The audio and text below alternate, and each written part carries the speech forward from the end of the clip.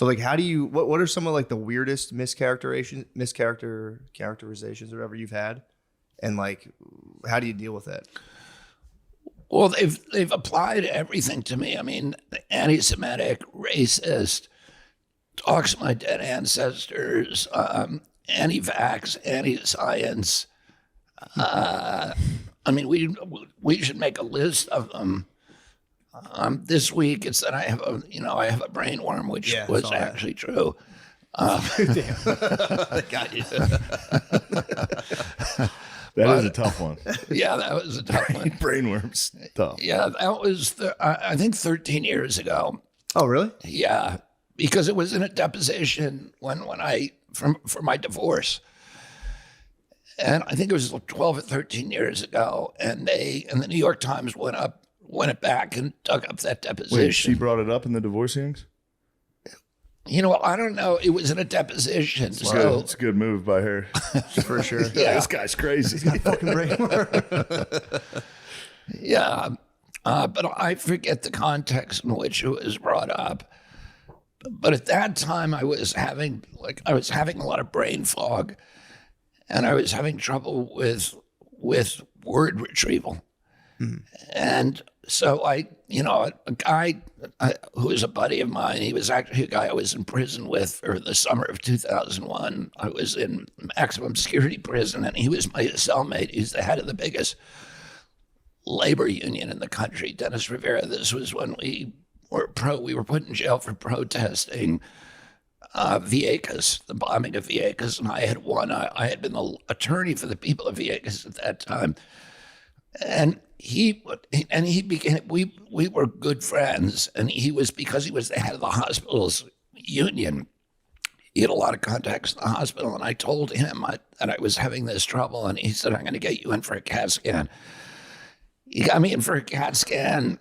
The CAT scan showed a black dot in my brain, and they said it was a tumor. They said it's got to be a tumor. My uncle had died only a couple of months before from glioblastoma, which is a brain tumor. And my Uncle Teddy, had been on the chairman of the health committee in the United States Senate for 50 years. So we had really good contacts in the medical community. And we, at that point, because they had all been involved, the best oncologists and neurologists in the country had been involved in treating him. So they were all on the speed dial and, family phones. So I was able to take these films and send them around to the best doctors in the world, and they all said, yeah, it's a brain tumor. And then I had to get surgery, and I was going to use the same surgeon that Teddy did, which is this guy in North Carolina at Duke.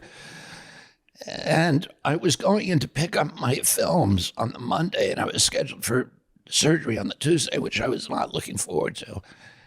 And there was a young doctor, an Irish doctor, who was sitting in the office where my films were at Columbia Presbyterian.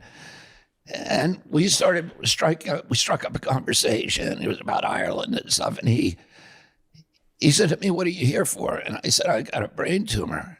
And he said, can I look at your films? And I said, yeah. So he put them up on the light board. And he stared at him for a long time. And meanwhile, we'd had literally the best surgeons in the world looking at these. And this is this young kid, and he looks at it, and he said, and then he turns to me and he said, I don't think you've earned surgery. And I was like, tell me more. And he said, there's something about this. I don't think it's a tumor. He said, what you should do is measure it really precisely, and then 6 weeks later, measure it again. If it's a tumor, it'll grow. If it's not a tumor, it's something else. So I went back every 6 weeks for the next 6 months, and it never grew. And then at the end, he said, it's probably this thing called neurocystic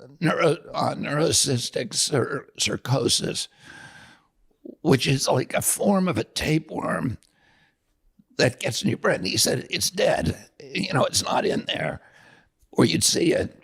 But apparently it's very common in India, and I had traveled a lot in India, because of my work. It's also common in the hog industry, and I had been suing the hog farms for 10 years. Pig suing. So I don't know exactly where I got it, but anyway, what it's dead. What part of your brain was it in? It was on my left side in the front. Okay, so I think Well, I that don't part know. it's not super important for what I know about brains. Front is important, and like the bottom, pretty important.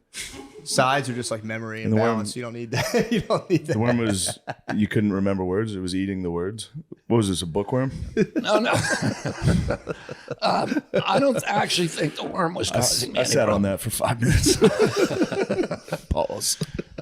So that was the theory, though. I don't think it was.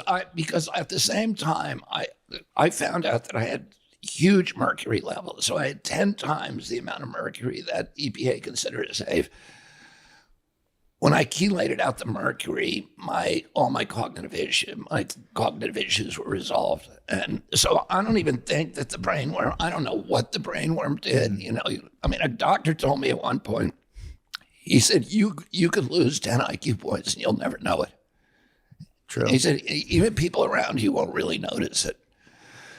So I don't know, you know, do you think you're as smart today as you were when you were a kid? I don't know. I can't tell. I think I'm smarter, but I might. You've gotten smarter. I got Audible. Audible helped me a lot. I was pretty dumb. Now I can I've at least- gotten significantly Yeah, dumber. Audible is good. Audible is good. You think you've gotten smarter? No, I've gotten dumber. Yeah. Yeah, Aside from the drinking and Yeah, probably alcohol, lack of sleep for a long time. That'll do it. Stress. It's incredible. Well, stress. I know this, that my kids seem a lot smarter than I was, and they Yeah. think they're smarter than I was. So Yeah, they have the leg up though. They have the benefit of how smart you are. Then you raise them with your level of smartness, so they get more smartness. I went to school for psychology for a year.